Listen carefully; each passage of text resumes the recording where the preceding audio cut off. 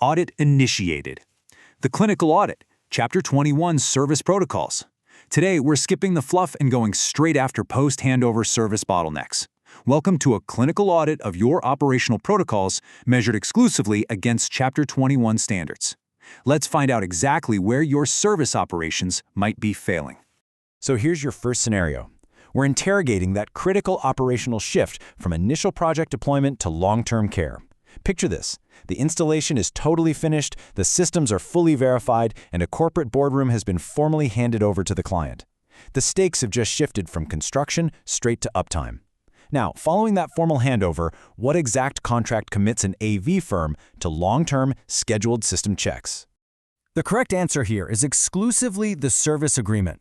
By strict textbook definition, this is the maintenance contract that actually commits an AV company to providing ongoing, scheduled preventative maintenance, technical support, and repairs over an extended period. Now let's clinically dismantle the distractors here.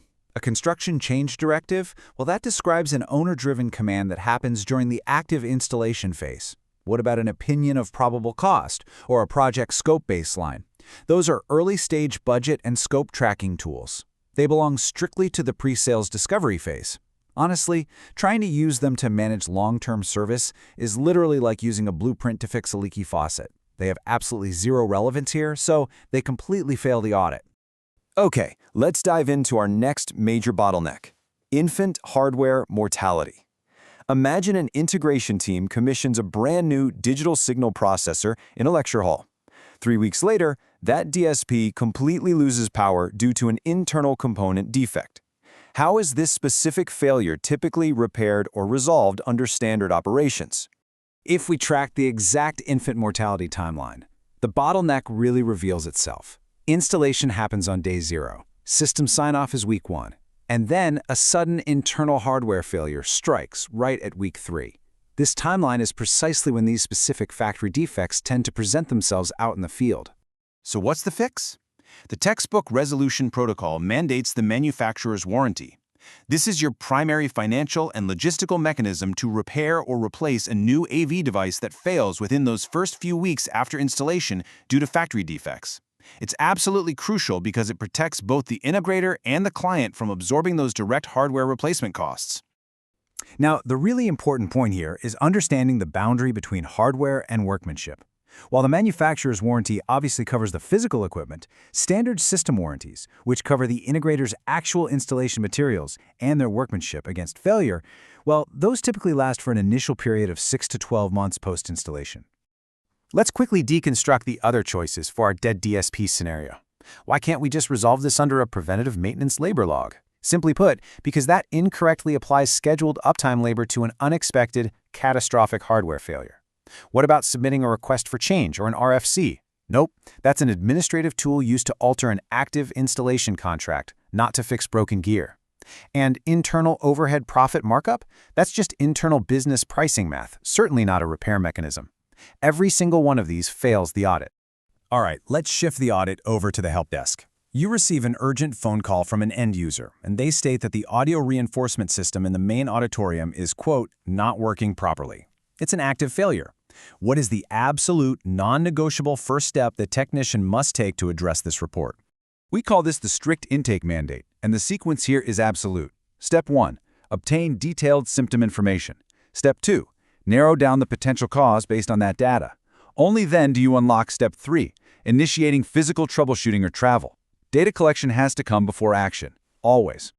I'm citing the exact Chapter 21 textbook rule here to definitively prove this sequence. Gathering specific symptom data, asking if it powers on, if there are any error messages, if it's just one specific source or all of them, that is the required prerequisite. It immediately narrows down the potential cause before you ever even touch a tool. This right here is exactly where operations divide. The correct protocol is securing specific failure symptoms first. The failed protocol? That would be traveling blindly to the client site with a trunk full of random replacement cables, or maybe begging the manufacturer for advanced parts replacements without a proper diagnosis. Executing those reactive steps? That is basically a masterclass in wasting time and burning through resources. Moving forward, we're reviewing a field technician's daily log to categorize actions for billing and asset tracking. We really need to enforce the strict boundary between proactive maintenance and reactive correction. So looking at the log, which task serves as a definitive, textbook example of true preventive maintenance? To answer that, we first have to establish the core objective. Preventive maintenance is strictly defined as proactive tasks performed explicitly prior to a component failure. The whole goal here is to address maintenance issues early to guarantee continuous system operation. Under this strict protocol, literally nothing breaks down on your watch. Consider two scenarios. First, replacing a projector bulb that's nearing the end of its operational life, strictly on schedule, right before it burns out. That right there is the absolute gold standard of preventive maintenance.